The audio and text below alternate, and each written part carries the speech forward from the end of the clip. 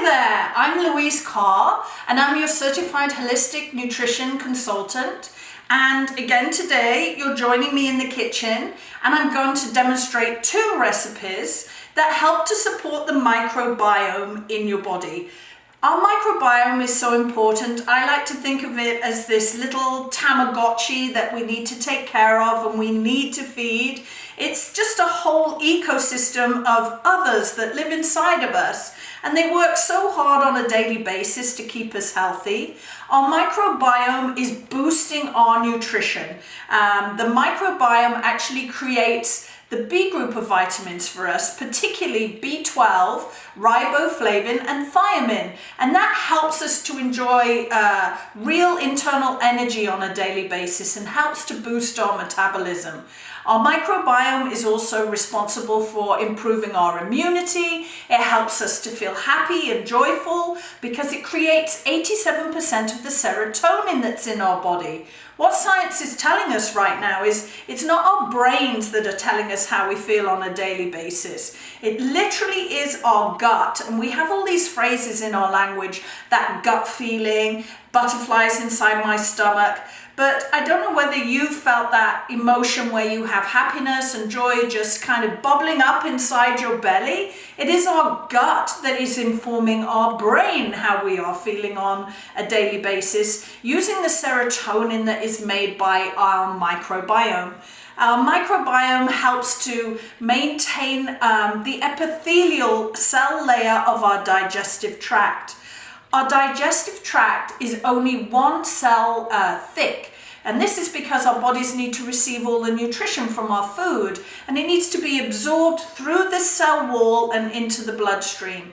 And every day the microbiome is working on healing and sealing that digestive tract so that we have less allergies, we have less gassiness and bloating, we have less eczema, and we're just generally feeling healthy, and that cell wall is receiving nutrition from the food that we eat. So there's a million reasons why we should support the microbiome. And as midlife women, what we're learning in 2 studies in 2019 is that it is also helping us to balance our hormones as we pass through perimenopause. So let me show you how easy it is to include fermented foods in your diet that will help to support the health of your microbiome.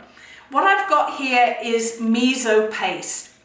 If you keep miso paste in the refrigerator, we all know miso soup. You can boil some water with garlic and ginger, carrots.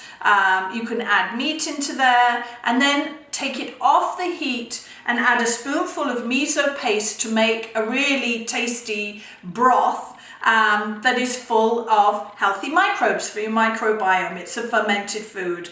Another way I like to eat miso is a super quick way. If you make some toast in the morning, I'll just put the toast on the plate there, and then you add miso to the toast. Instead of using a butter or another spread, you add miso. And that way you get the really salty, umami, savory flavor on your toast in the morning. And what I do after that is I add avocado. So let me see if I can slice this so that it looks pretty on the toast. Whoops, it's quite ripe. Let's pop that on there, see if we can make it look nice. Maybe. There we go. 2 little fans of avocado on the toast there. I'm serving this with some cherry tomatoes for added fiber. The microbiome loves fiber. And what I like to do also is sprinkle salt on the top and then just a little drizzle of olive oil.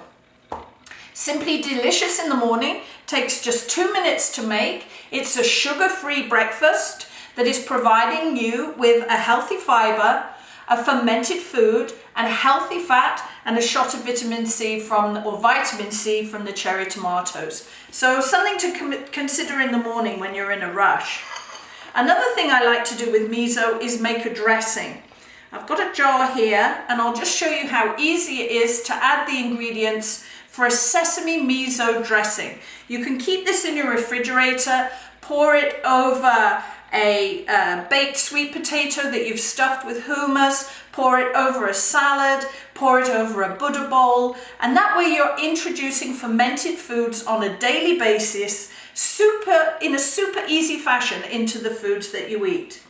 So this recipe for the dressing is 1 tablespoon of the miso paste.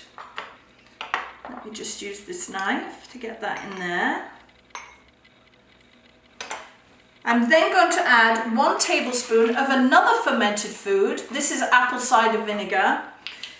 It's often cloudy when you pour it out. You can see the mother, the ferment that is inside the apple cider vinegar. So let me add that. I'm then going to add the juice of half a lime.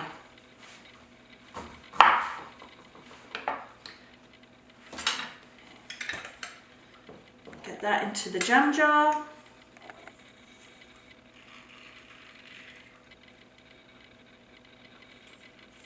There we go.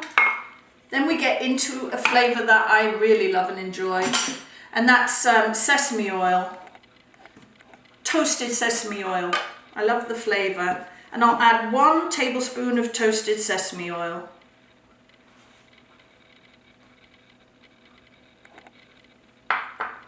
Smells so good. Into that, I'm going to grate a little bit of ginger for a nice spicy tang to this dressing.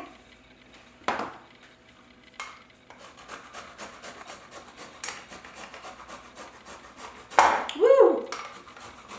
All over the counter. There we go. We've got ginger, lime, sesame. We've got the acid from the lime and from the apple cider vinegar. We've got the miso paste. And now I'm going to add a little bit of sweetness, and I'm going to add some, a couple of teaspoons of local honey. Let's just pop that in there. There we go. The weather's getting cold here, and my honey is starting to crystallize. I'm then going to add another teaspoon of sesame seeds, and they'll add texture when you pour this over your salad. Sesame seeds are also rich in the mineral zinc and very high in calcium. So when I make a midweek stir fry, I like to add sesame seeds. I just generally like to put sesame seeds on everything because I know I'm getting all of those minerals. Let me give this a little stir and get the miso mixed in a little bit. It's quite chunky. This makes a thicker dressing. Break that up. And then after it's begun to blend a little bit, I can throw the lid on and give it a really good shake.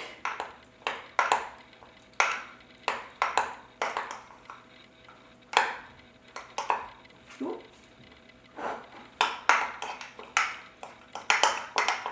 There it goes.